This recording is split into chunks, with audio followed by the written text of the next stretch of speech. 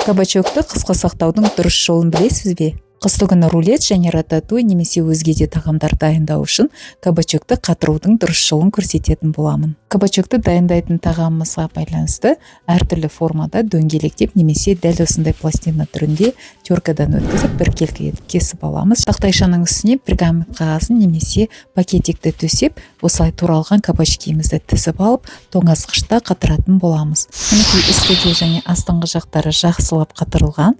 Енді біз олардың барлығын тізіп алып, арнайы қатыруға арналған ыдыстарға немесе пакетикке салатын боламыз. Дәл қазір тапырдың жеміс жидектерге немесе көкөністерді сақтауға арналған ыдысына салып жатырмын.